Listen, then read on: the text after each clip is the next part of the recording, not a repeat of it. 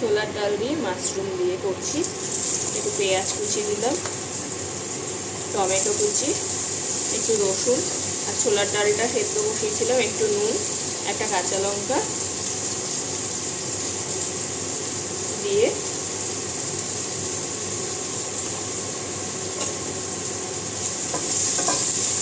তেলে একটা এলাচ, একটু টমেটো, একটু পেঁয়াজ, রসুন পরিমাণ মতো দিয়ে একটু ভাজা ভাজা করে একটা শুকনো লঙ্কা দেবো।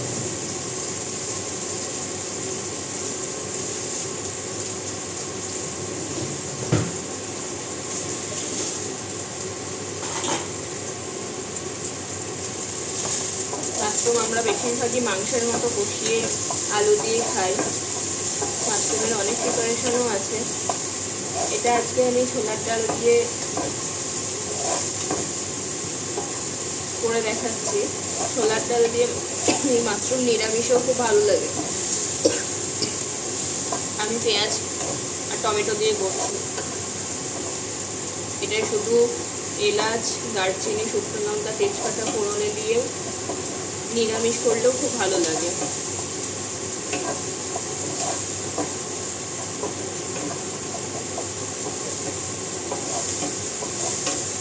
আর রুটি পরোটার সাথে তো খুবই ভালো লাগে। আমার এটা ভাজা ভাজা হয়ে গেছে। এর মধ্যে মাশরুমগুলো আগে দিয়ে দিলাম।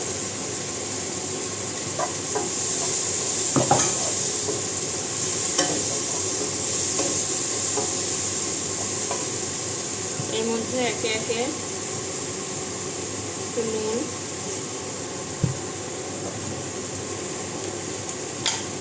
হলুদ গুঁড়ো,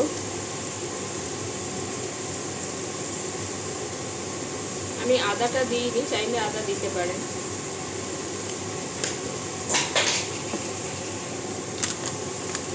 একটু জিরে গুঁড়ো, খুব সামান্য,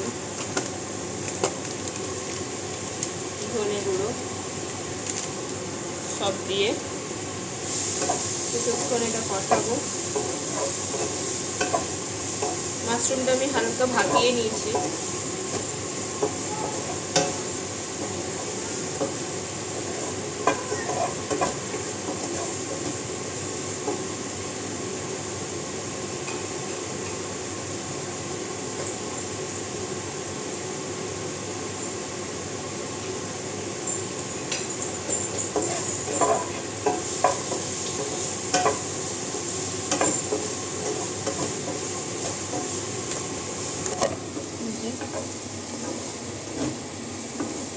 মাশরুমগুলো একটু কষানো হয়ে গেছে।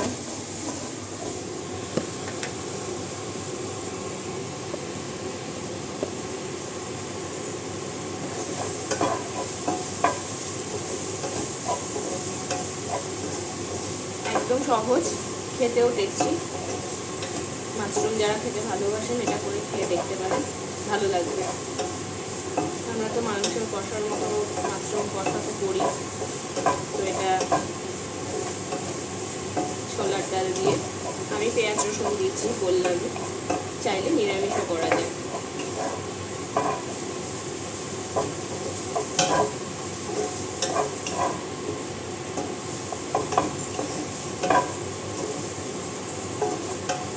কষানো হয়ে গেছে।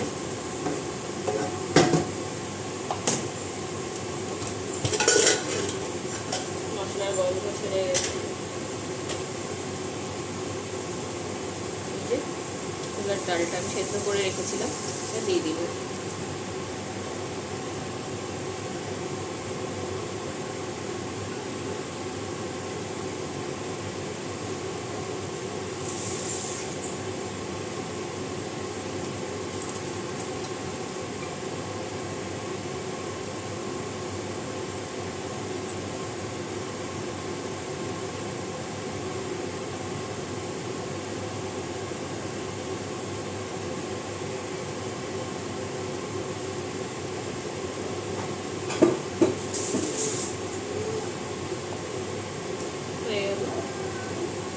এটা একটু ফুটে উঠবে, আমি সামান্য একটু এটা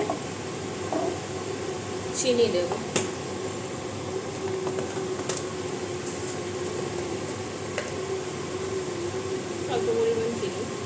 ছোলার ডাল একটু মিষ্টি মিষ্টি হবে, খুব বেশিও না, অল্প করে।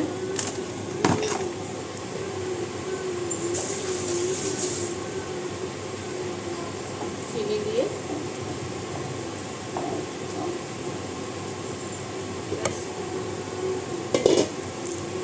এই যে ছোলার ডাল দিয়ে মাশরুম দিয়ে এটা আমি একটু ফোটাবো,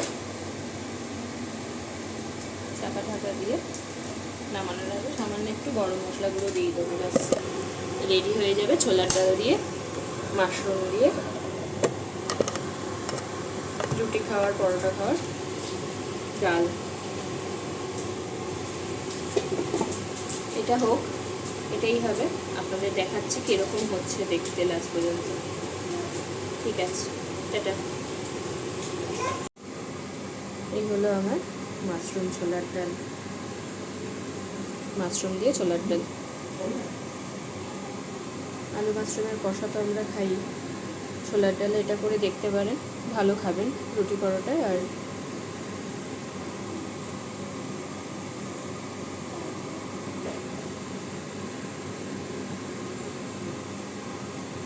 গরম গরম পরোটা বা রুটির সাথে মাশরুম দিয়ে ছোলার ডাল রেডি।